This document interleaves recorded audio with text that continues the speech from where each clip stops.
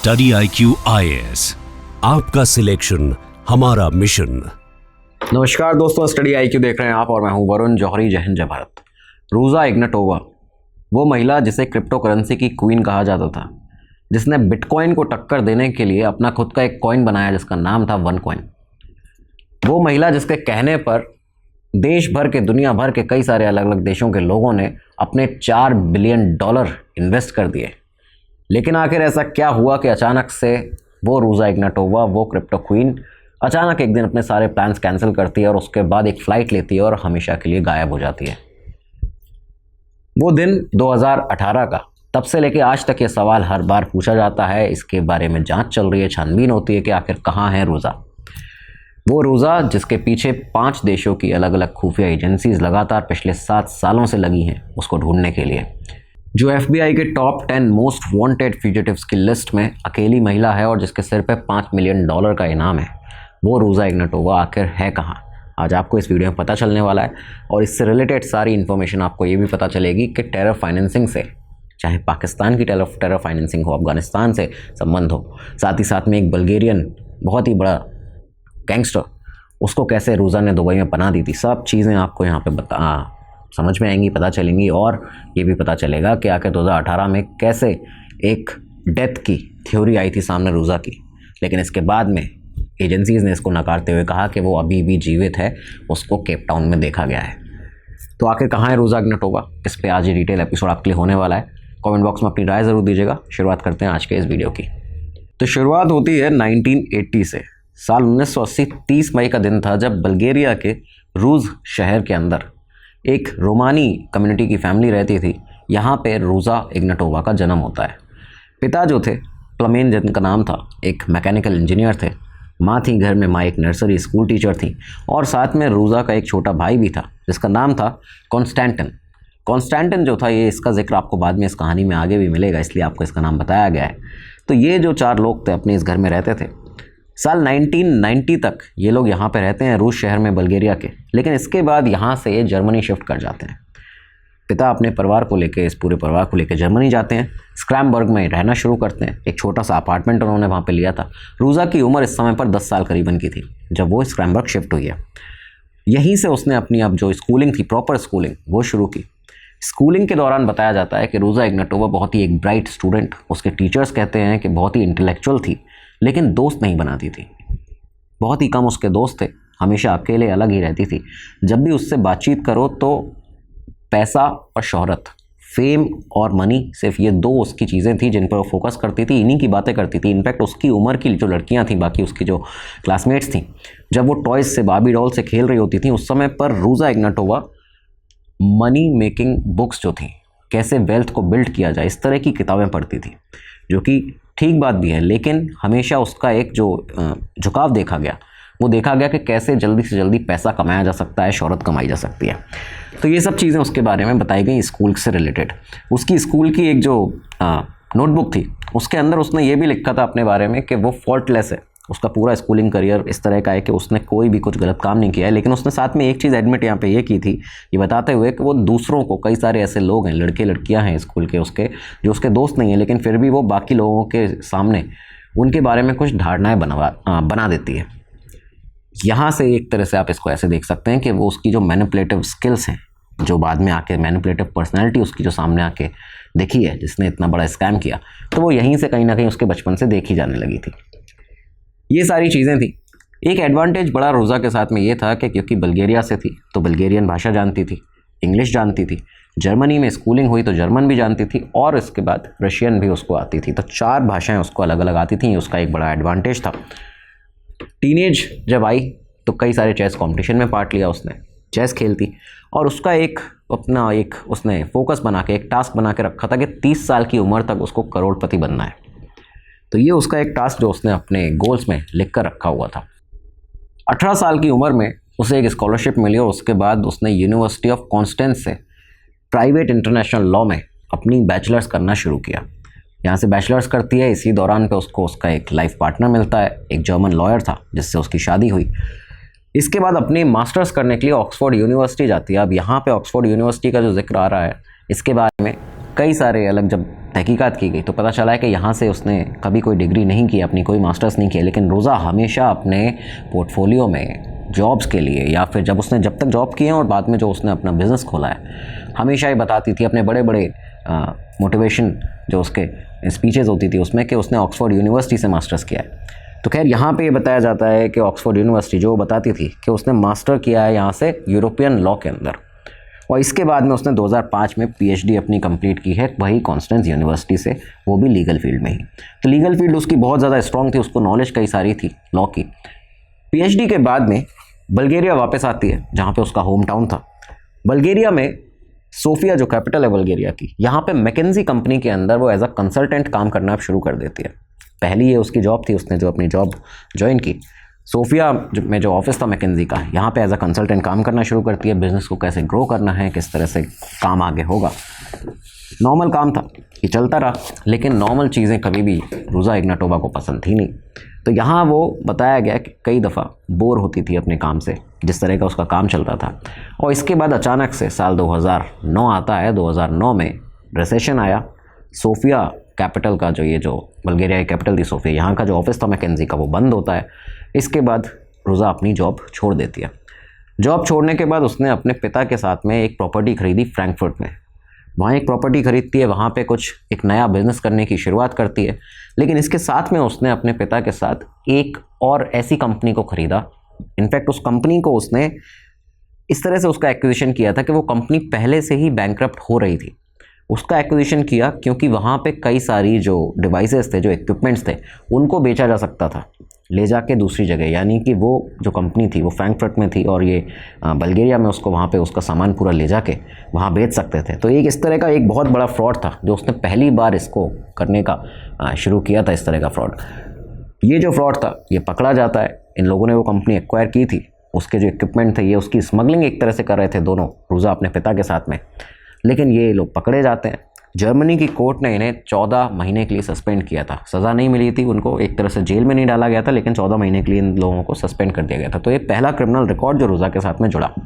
खैर इसके बाद अगले ही साल, क्योंकि जेल में तो डाला नहीं तो रूज़ा बाहर ही थी, 2013 में उसने बिटकॉइन MLM, ये जो एक पिरामिड स्कीम्स होती हैं, इनमें अब काम करना शुरू किया। क्लोजली इन्हें मॉनिटर करती थी किस तरह से, क्योंकि ये वो समय अगर आपको याद हो 2013, 14 और 15 का, जब बिटकॉइन क्रिप्टो करेंसी का क्रेज़ जो था वो पूरी दुनिया भर में आ रहा था।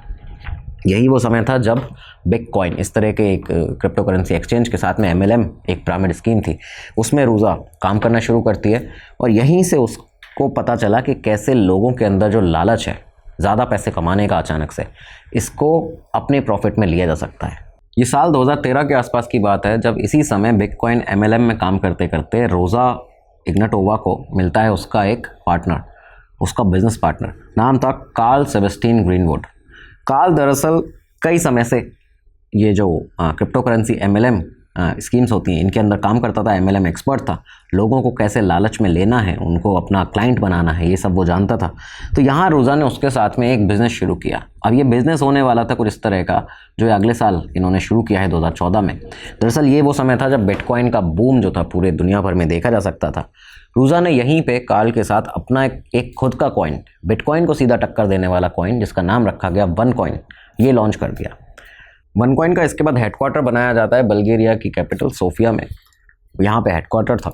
और जब ये कॉइन इन्होंने बनाया है रूज़ा ने और कार्ल ने, तो इसके बाद इसकी जो प्रमोशन थी, जो क्लेम ये लोग करते थे, तो ये क्लेम्स होते थे कि ये एक रिवॉल्यूशनरी क्रिप्टो करेंसी होने वाली है, ये बिटकॉइन किलर है। बिटकॉइन किलर के नाम से इसको अपनी वेबसाइट पे, अलग अलग जगह सोशल मीडिया पे डालना, लोगों के अंदर सेमिनार्स करना, लोगों के बीच में जाके ये बताना कि ये जो है ये सिंपल, सिक्योर और फास्ट है। दूसरी तरफ जो बिटकॉइन है वो अनस्टेबल है, सिक्योर नहीं है बिल्कुल भी, आपका पैसा कभी भी डूब सकता है। इस तरह की एक छवि बिटकॉइन की बनाना शुरू की। अपने कॉइन को ऐसे इन्होंने उठाना शुरू कर दिया। अपनी वेबसाइट पर भी वन कॉइन की ये लोग ये लिखते थे कि future of transactions, easy mining, trading, साथ ही साथ लिखते थे कि वेल्थ अवेट्स। वन कॉइन हर आदमी के लिए है, सिर्फ मिलेनियर्स के लिए नहीं। तो ये सारी चीज़ें इन्होंने एक इमोशनल गेम जो था वो खेलना शुरू कर दिया लोगों के साथ में। अब रूज़ा जो थी उसको क्रिप्टो नॉलेज पहले से ही थी, क्योंकि बिटकॉइन MLM के साथ पहले भी काम कर चुकी थी, पहले फ्रॉड भी कर चुकी थी अपने पिता के साथ में, तो एक वो भी अलग उसको एक्सपीरियंस था। कैसे लोगों को लालच दे के फंसाना है ये भी एक्सपीरियंस आ रहा था। लीगल डिग्री उसके पास में थी, तो लॉज भी वो बहुत अच्छे से जानती थी। और जो उसका को फाउंडर था कार्ल ग्रीनवुड, वो पहले ही MLM का एक्सपर्ट था। लोगों को लालच लेके फंसाना कैसे है, सेल्स स्किल उसकी बहुत ही ज़्यादा शानदार थी। तो इस वजह से इन दोनों का जो एक कॉम्बो था, इन दोनों ने मिलकर एक बहुत बड़ा OneCoin स्कैम बनाया। एक इस तरह का स्कैम था ये। दरअसल इसमें ये लोग सेल करते थे पैकेजेस जो कि एजुकेशनल मटेरियल के पैकेज होते थे। ये कहते थे कि आप ये पैकेज जब खरीदेंगे और इसके बाद अपने नीचे कई सारे और लोग जोड़ते जाएंगे, इनको वो पैकेज दिलवाएंगे, तो आपको कुछ कॉइन्स मिला करेंगे। और वो कॉइन जो होंगे वो OneCoin होंगे, एक क्रिप्टो करेंसी होगी। आप उसको माइन कर सकते हैं। आप जब उसको माइन करेंगे तो वो आपके कॉइन्स बढ़ते जाएंगे, और एक टाइम पर जब हम अपना OneCoin एक्सचेंज लाएंगे तो जितने कॉइन आपके पास हैं उनकी कीमत आपको पूरी कैश में कन्वर्ट होकर मिल जाएगी। OneCoin के जो स्टार्ट पैकेज थे वो कुछ इस तरह के थे कि जो स्टार्टर पैक था उसकी कीमत थी 140 यूरो, और यहाँ से शुरू होते होते जो टाइकून पैकेज था इन लोगों का OneCoin का, वो जाता था 1,18,000 यूरो तक। तो आप सोच सकते हैं किस तरह से लोगों ने जो पैसे हैं ज़्यादा OneCoin कमाने के लिए, ज़्यादा कॉइन माइन करने के लिए वो लगाए होंगे अपने। ये सब चीज़ें शुरू होती हैं। अब यहाँ से रोज़ा ने जो एक तरह से OneCoin फैमिली थी, एक उसका कल्ट बनाया। व्हाट्सएप पे कई सारे ग्रुप्स हुआ करते थे, सोशल मीडिया पे ग्रुप्स होते थे, कम्युनिटी मीटिंग्स हुआ करती थी, स्काइप चैट हुआ करती थी पूरे ग्रुप्स की। तो ऐसी OneCoin फैमिलीज़ बना दी उसने कई सारी, और वहाँ पे बहुत सी इमोशनल बातें हुआ करती थी रूज़ा के द्वारा। ये कहते थे कि ये एक मूवमेंट है, फाइनेंशियल रिवॉल्यूशन है, 10x रिटर्न मिलेगा हर किसी को। और अपने साथ के लोगों को भी ये बताओ, जिनको आप अपनी चेन से जोड़ रहे हो, उनको ये बताओ कि सब लोग पैसा बना रहे हैं, सिर्फ आप रह जाएंगे, जिससे कि वो भी इसमें शामिल हों और उनको भी लाभ हो इसका। तो ये इस तरह की चीज़ सारी बताते थे लोगों को। लेकिन असलियत क्या थी? असलियत ये थी दोस्तों कि सब कुछ फेक था, फर्जी था पूरी तरह से। क्लेम ये लोग करते थे कि एक प्राइवेट ब्लॉकचेन है OneCoin, सिक्योर माइनिंग है, लेकिन असलियत ये थी कि कोई भी ब्लॉकचेन कभी थी ही नहीं। कोई ब्लॉकचेन नहीं थी, कोई भी सेंट्रलाइज्ड डेटाबेस नहीं था इनके पास में। प्राइस अपने आप मैनिपुलेट करते थे। आप ये सोचिए कि जब ये 2014 में इन्होंने लॉन्च किया OneCoin को, उसका प्राइस दिखाया जाता था 0.5 यूरो। 2016 में वो प्राइस जो था वो हो चुका था 29.95 यूरो। हमेशा वो प्राइस जो था वो अप ही रहता था। कभी भी जब से OneCoin शुरू हुआ उसका प्राइस डिप में गया ही नहीं, डाउन गया ही नहीं। ये प्राइस पूरी तरह से खुद ही मैनिपुलेट करके एक फिगर दिखाया जाता था। लोग सोचते थे कि उन्होंने जिस पॉइंट पे वो ख़रीदा था वो बढ़ ही रहा है, और शायद ये बढ़ते बढ़ते बिटकॉइन को मात दे देगा, हम लोग सब लोग करोड़पति हो जाएंगे। इस तरह के सपने लोगों को दिखाते थे। हमेशा जो प्राइस था वो अप रहा। आर्टिफिशियल वॉलेटिलिटी दिखाते थे ये लोग कि प्राइस जो अप डाउन हो रहा है वो एक्चुअल मार्केट की वजह से हो रहा है, जबकि ऐसा कुछ था ही नहीं, क्योंकि कोई ब्लॉकचेन थी ही नहीं कभी। ये खुद से ही उन फिगर्स को ऊपर नीचे करके दिखाते थे लोगों को। लोगों को एक तरह से कौन करते थे, बेवकूफ़ बनाते थे, मैनिपुलेट करते रहे पूरे एक्सचेंज को। हमेशा दिन की शुरुआत से भी जो है वो हाई पे ही शुरू होगा OneCoin, और लास्ट में भी जाते जाते उस दिन का हाईएस्ट हो जाएगा, और नेक्स्ट डे भी यही पूरा केस चलेगा। तो 2 साल तक ये लोगों के साथ में इस तरह से खेलते रहे। इस तरह की ग्रोथ की इस OneCoin ने रूज़ा इग्नाटोवा के कि 175 कंट्रीज़ में ये फैल चुका था। बताया जाता है कि इनफैक्ट पुअर एरियाज़ में सेमिनार्स लगा के टारगेट किया इन लोगों ने लोगों को, जिसमें युगांडा के कई सारे ऐसे फार्म्स थे जहाँ पे कई ऐसी कम्युनिटीज़ रहती थी जिनके पास उतनी ज़्यादा फाइनेंशियल स्ट्रॉन्ग, वो बिल्कुल फाइनेंशियल स्ट्रॉन्ग उस तरह से नहीं थे कि वो ऐसा पैसा लगा पाएँ, लेकिन उन्हें एक ख्वाब दिखाकर ज़्यादा पैसा कमाने के, वहाँ से भी रूज़ा इग्नाटोवा जैसे लोगों ने, इनके पूरे इस OneCoin ने वहाँ पर भी अपने सेमिनार्स करके लोगों का पैसा लगवाया। चाइना मेजॉरिटी ऑडियंस इनकी जो बायर्स थे वो चाइना से थे, ब्राज़ील से थे और पाकिस्तान से थे। तो ये रूज़ा इग्नाटोवा का एक पूरा बहुत बड़ा स्कैम चल रहा था।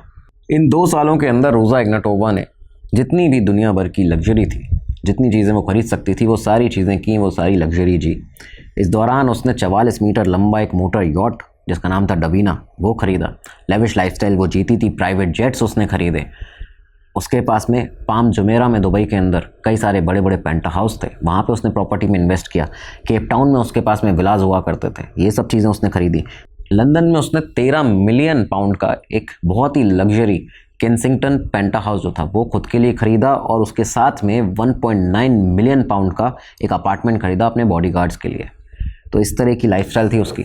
दुबई में जो उसने इन्वेस्टमेंट्स किए उसमें पाम जुमेरा के अंदर बहुत ही लग्जरी पेंटा हाउस जिसकी कीमत बताई जाती है $2.7 मिलियन, वो उसने ख़रीदा। और ये सारी चीज़ें वो जो कर रही थी, जितने प्राइवेट जेट्स, तमाम सारे उसके यॉट, ये सब चीज़ें खरीदती थी उन सारे लोगों के पैसों से जो उसको मिलते थे। ओवरऑल बताया जाता है $4 बिलियन ओवरऑल पूरी दुनिया भर से 175 देशों से रोज़ा इग्नाटोवा के पास आ चुका था, और यही सारा वो पैसा था जो वो इस तरह से इन्वेस्ट करती थी, रोटेट करती थी, क्योंकि उसका प्लान पूरी तरह से सिंपल था कि जैसे ही लोगों को शक होगा ये पूरा पैसा लेके हम भाग जाएंगे। कई सारे उसने सेमिनार्स किए, कई मोटिवेशनल स्पीचेस दी अलग अलग जाके। वन कॉइन को प्रमोट करने के लिए खुद को एक तरह से क्रिप्टो क्वीन की खुद की छवि उसने बना ली थी। इतना पैसा वो पीआर में अपने खर्च करती थी। वुमेन एम्पावरमेंट की एक बहुत बड़ी मूर्त खुद को उसने दुनिया में दिखाना शुरू कर दिया था। लेकिन बिहाइंड द सीन एक तरह से अगर बात देखी जाए तो ये थी कि वो जो मेल सामने आते हैं, ईमेल्स आते हैं दोनों को फाउंडर्स के सामने, यानी रोज़ा और काल के ईमेल जो सामने आते हैं उसमें ये लोग अपने इन्वेस्टर्स को इडियट्स कहा करते थे, क्रेज़ी कहा करते थे, उन पर हंसा करते थे। तो एक बहुत ही डार्क रियलिटी है इस तरह की कि लोग दूसरे के पैसे को, दूसरे की मेहनत को किस तरह से ख़त्म कर देते हैं पूरा। कई लोगों ने अपनी ज़िंदगी भर की मेहनत की कमाई जो थी वो इन लोगों के इन्वेस्टमेंट पर, इनकी बात के ऊपर अपना इन्वेस्ट कर दिया, और उसके बाद वो पूरा पैसा हवा हो गया, कहीं गायब हो गया। तो खैर ये सारी चीज़ें लगातार रोज़ा इग्नाटोवा कर रही थी। इस समय पर बताया जाता है उसका जितना भी ये $4 बिलियन जो उसके पास में था, ये पूरा पैसा रोज़ा के पर्सनल अकाउंट में गया, दुबई की शेल कंपनीज जो उसकी थी वहाँ पे गया, कार्ल ग्रीनवुड जो उसका को-फाउंडर था उसके पर्सनल अकाउंट्स में और उसके इन्वेस्टमेंट्स में गया। बाकी पैसा इन लोगों ने अपने लॉयर्स और एडवाइज़र्स को दिया है, और कई सारे अलग अलग देशों में बड़े बड़े अधिकारियों को ब्राइब, घूस दी है, उन सब में ये पैसा लगाया है। और बाकी चीज़ें उसने जो अपनी ब्रिटिश वर्जिन आइलैंड्स में, केमन आइलैंड्स में जो घर खरीदे हैं लग्जरी, उन सब में ये पैसा लगाया गया है। ये सब चीज़ें हुई। लेकिन अब इसके बाद कहा जाता है कि बुरे काम का अंत बहुत जल्दी होता है, और वो यहाँ पे भी होने वाला था। हुआ क्या कि साल 2015 के लास्ट की बात है। दुबई में रोज़ा ने दरअसल जो वहाँ के शारजा रॉयल फैमिली है उनके शेख सौद बिन फैज़ल अल कासमी के साथ में एक डील की। एक डील इस तरह की थी कि वो इसे बिटकॉइन देने वाले थे रोज़ा को, कई सारे लाखों में वो बिटकॉइन थे वो देने वाले थे, और रोज़ा उसके बदले उन्हें कुछ कैश देती। तो यहाँ पे शेख ने रोज़ा को बताया जाता है 4 USB स्टिक्स में 2,30,000 करीबन बिटकॉइंस थे वो दिए, जिनकी वैल्यू उस टाइम पर 50 मिलियन यूरो थी। और उसके बदले रोज़ा ने उनको 3 चेक दिए दुबई के मशरक बैंक के। ये जो मशरक बैंक था, यहाँ से जो 3 चेक दिए गए, इनकी वैल्यू 50 मिलियन यूरो थी, लेकिन ये जो चेक थे वो कभी भी कैश हुए ही नहीं। रोज़ा के द्वारा दिए गए सारे के सारे चेक, उनमें कहीं ना कहीं उसके बैंक अकाउंट्स में, जिस बैंक से उसने मशरक बैंक से दिया था ये सारा कुछ पैसा, उनमें दिक्कतें थी। उनमें पहले से ही जो ट्रांजैक्शंस थे उसकी वजह से अकाउंट में पैसे कम थे, उतने पैसे नहीं थे जितने के उसने चेक दिए, वो चेक बाउंस भी हुए। और ये सारी चीज़ें जब आगे बढ़ी तो यहाँ से रोज़ा का नाम पहली बार एक और बहुत बड़े फ्रॉड में आया कि उसने शारजा रॉयल फैमिली के एक शेख के साथ में, एक व्यक्ति के साथ में इतना बड़ा फ्रॉड किया है। यहाँ से जब चीज़ें आगे बढ़ी तो अब ये कोर्ट केस हुआ। कोर्ट केस जब बढ़ा तो शेख सौद वर्सेस रोज़ा इग्नाटोवा कोर्ट केस दुबई की कोर्ट में चलना शुरू होता है। रोज़ा को हमेशा बुलाया जाता था, वो यहाँ पर मिस रिस्पोंडेंट रहती थी, कभी भी आती नहीं थी। और इसी के बाद रोज़ा के ऊपर इन्वेस्टिगेशन एजेंसीज़ की नज़र पड़ी। बताते हैं कि कुवैत की भी इंटेलिजेंस एजेंसी जो कि रोज़ा पर नज़र रख रही थी, उनकी रिपोर्ट में उन्होंने ये बताया उस समय पर कि कहीं ना कहीं ये वनकॉइन जो है रोज़ा का, उसके संबंध सामने आए हैं टेरर फाइनेंसिंग में।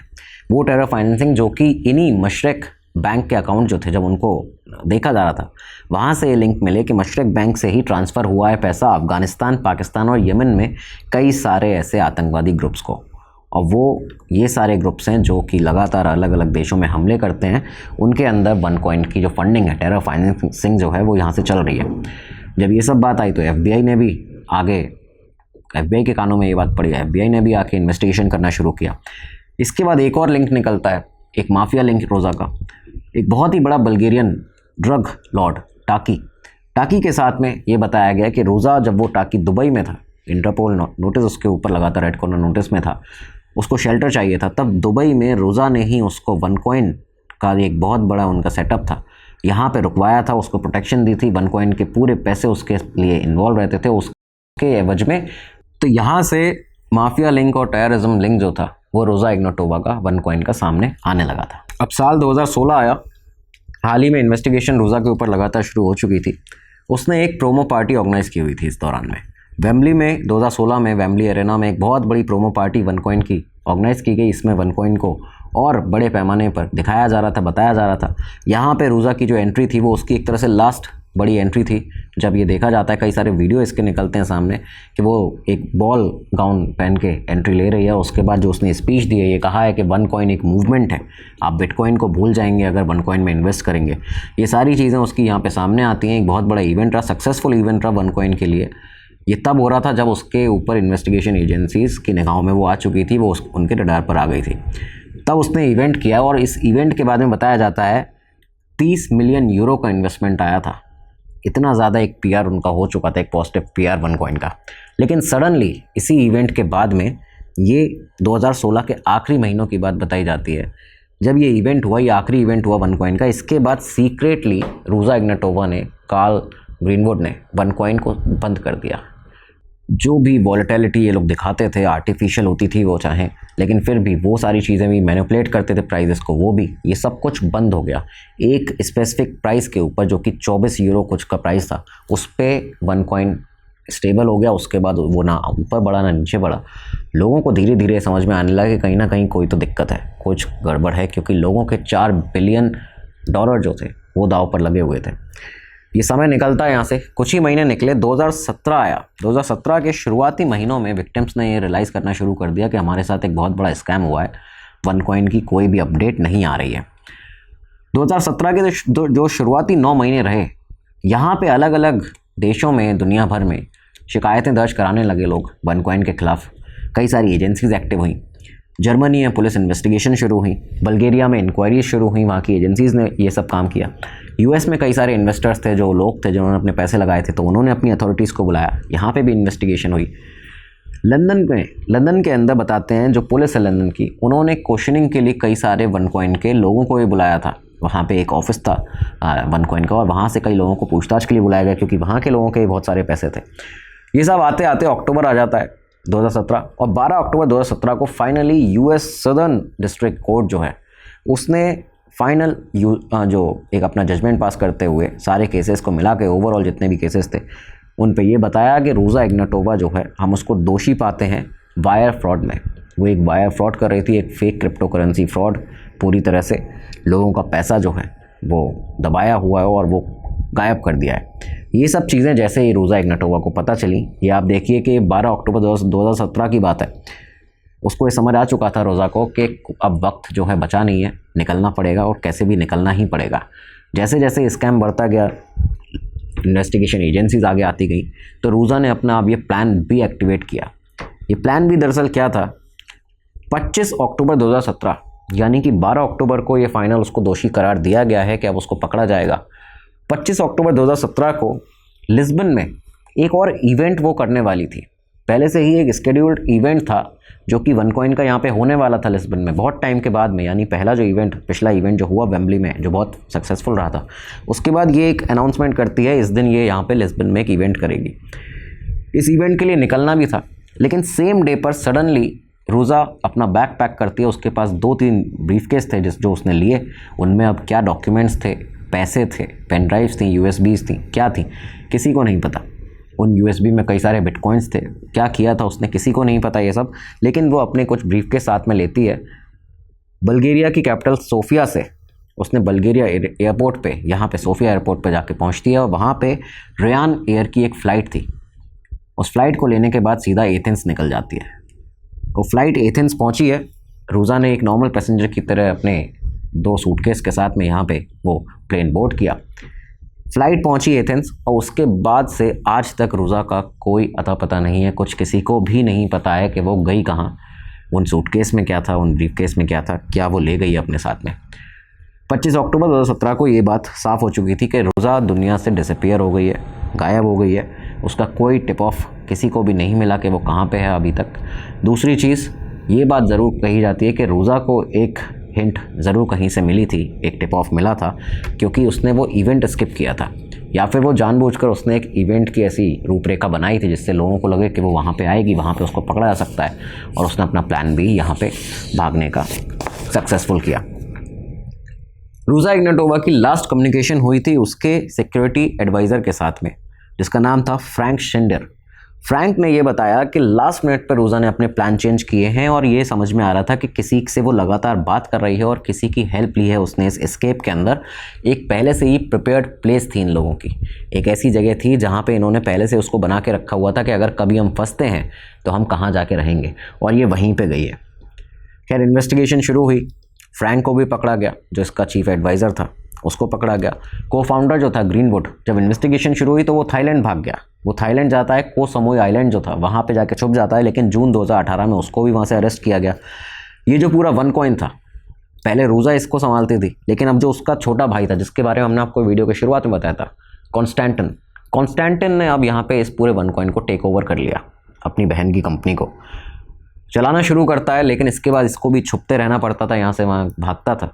मार्च 2019 में लॉस एंजल्स एयरपोर्ट से इसको भी यहाँ से पकड़ लिया जाता है यूएस में। लॉस एंजलिस इंटरनेशनल एयरपोर्ट से ये भी पकड़ा गया। रोज़ा की तलाश लेकिन अभी भी जारी थी। 5 अलग अलग देशों की एजेंसीज उसको लगातार ढूंढ रही थी, लेकिन कोई भी नामो निशान नहीं मिल रहा था। FBI ने उसको अपने टॉप 10 मोस्ट वांटेड फ्यूजिटिव्स की लिस्ट में उसका नाम शुमार किया। यहाँ पे उसको उसका नाम डाला गया। शुरुआत में $2.5 लाख का इनाम रखा गया था, लेकिन जून 2024 तक बढ़ाते बढ़ाते अभी पिछले साल तक ये इनाम $5 मिलियन माफ़ कीजिएगा कर दिया गया है। $5 मिलियन का इनाम है। इंटरपोल का रेड कॉर्नर नोटिस उसके ऊपर इशू हो गया। अभी तक रोज़ा का कुछ भी पता नहीं है, लेकिन 2018 में एक अलग खबर आई थी, एक इस तरह की खबर सामने आई थी। उसमें बताया गया एक डेथ थ्योरी के बारे में रोज़ा की। बताया गया कि एक बल्गेरियन ऑफिसर ने क्लेम किया है कि रोज़ा इग्नाटोवा को नवंबर 2018 में आइनियन सी पे एक यॉट में मार दिया गया था। उसकी बॉडी को भी पानी में, समंदर में फेंक दिया गया था, और ये सब किया गया था क्रिस्टोफर टाकी के कहने पर। वही क्रिस्टोफर टाकी, वही बल्गेरियन ड्रग लॉर्ड जिसको रोज़ा इग्नाटोवा ने OneCoin ने छुपाया था दुबई में, उसको शेल्टर दिया था। रीज़न कहे गए इसके बारे में कि टाकी का जो भी इन्वॉल्वमेंट था इस पूरे स्कैम में OneCoin के अंदर, वो आउट ना हो जाए, इस वजह से उसने रोज़ा इग्नाटोवा को ख़त्म किया है। और जो उसका एक शूटर जो उसने हायर किया था इसके लिए, रिस्टोव जिसका नाम था, बाद में नीदरलैंड्स में उसको अरेस्ट भी किया गया। अभी जेल में ट्रैफिकिंग के सिलसिले में उसको अरेस्ट किया गया था। तो वहाँ से भी, उससे भी कई सारी इस तरह की सिमिलर चीज़ें पता चली हैं रिस्टोव से, जो शूटर था। तो ये सामने आता है, बताते हैं कि टाकी ने रोज़ा को अपने फाइनेंशियल एक तो प्रोटेक्शन उसको लगातार वो देता था, लेकिन OneCoin का मनी जब तक उसने पैसा जब तक यूज़ किया टाकी ने, उसके बाद में जब ये रिलेशनशिप इनका इस तरह से हो गया कि अब उसे ज़रूरत नहीं थी रोज़ा की, तो उसने उसे एलिमिनेट कर दिया। लेकिन अब जब ये स्टेटमेंट 2018 में आया तो उसके बाद तो इस पर ज़्यादा बातें हुई नहीं। नवंबर 2024 में जर्मन पुलिस ने एक बार फिर से अपना एक स्टेटमेंट जारी करते हुए ये कहा कि हम ये एज्यूम कर रहे हैं कि वो अभी भी ज़िंदा है, जीवित है, क्योंकि साउथ अफ्रीका के केप टाउन में उसको कई दफ़ा देखा गया है, और इस तरह से उसको देखा गया है कि वो वहाँ पे बहुत ही सही लाइफ जी रही है जिस तरह उसकी साइटिंग्स हुई हैं। तो इस वजह से हम ये मानते हैं कि वो अभी भी जीवित है। जर्मन पासपोर्ट उसके पास है और वो UAE, Bulgaria, Germany, Russia, Greece कहीं भी ट्रैवल कर सकती है। ये भी पॉसिबिलिटी बहुत बड़ी है क्योंकि बहुत पैसा उसके पास में उसने चुराया है लोगों से, तो अभी कई सारे गार्ड्स के साथ वो रह सकती है, गार्ड्स हायर कर सकती है। दूसरी चीज़, प्लास्टिक सर्जरी उसने करा ली हो, ये बहुत बड़ी पॉसिबिलिटी है, या फिर अपनी अपीयरेंस को ऑल्टर कर लिया हो। तो दोनों चीज़ें हो सकती हैं। 3 थ्योरी इसमें बताई जाती हैं। पहली थ्योरी है कि वो भागी हुई है, अभी जीवित है, क्योंकि कोई भी बॉडी कभी मिली नहीं है उसकी, तो इस वजह से रोज़ा इग्नाटोवा की ओकेजनल जो साइटिंग्स होती हैं इस वजह से कहा जाता है पहली थ्योरी में कि वो अभी जीवित है। दूसरी है कि उसका 2018 में जो टाकी एक बल्गेरियन ड्रग लॉर्ड था उसके कहने पर मर्डर कर दिया गया था, उसको मार दिया गया था आइनियन सी में। और तीसरी थ्योरी ये है कि उसको, ये बहुत अलग एक थ्योरी सामने आती है, कहते हैं कि उसको रिच एंड रॉयल जो फैमिलीज़ हैं, वही रॉयल फैमिलीज़ जिनका हमने आपको इस एपिसोड में जिक्र किया, बताया था कि उन लोगों ने रोज़ा ने उनके साथ फ्रॉड किया था, लेकिन कहते हैं कि वही लोग उसको प्रोटेक्ट कर रहे हैं। बाद में इन लोगों ने अपना जो दोनों का एक डील थी वो कर ली थी, जो भी केस था उसको सॉल्व कर लिया था, और रोज़ा कहीं ना कहीं अपने पैसे के साथ में, अपने सारे लोगों के साथ में उसी रॉयल फैमिली के प्रोटेक्शन में रह रही है। तो ये सारी चीज़ें सामने आती हैं। खैर, कहाँ है, कब तक पता चलेगा, कब मिलेगी रोज़ा इग्नाटोवा, ये एक सवाल है जो अभी भी बना हुआ है और रहस्य बन चुकी है आज के समय पर। लेकिन सबसे बड़ा क्रिप्टो करेंसी फ्रॉड एक तरह से इसको कहा जाता है। $4 बिलियन लोगों के लेकर एक महिला जो कि गायब हो गई, जिसे एक समय पर क्रिप्टो क्वीन कहा जाता था। तो दोस्तों ये था आज का एपिसोड। कोई और जानकारी आपके पास है कमेंट बॉक्स में ज़रूर दीजिएगा। अब अगले एपिसोड में आपसे मुलाकात होगी, तब तक के लिए दीजिएगा नमस्कार, धन्यवाद, जय हिंद, जय भारत। स्टडी IQ IAS, आपका सिलेक्शन हमारा मिशन।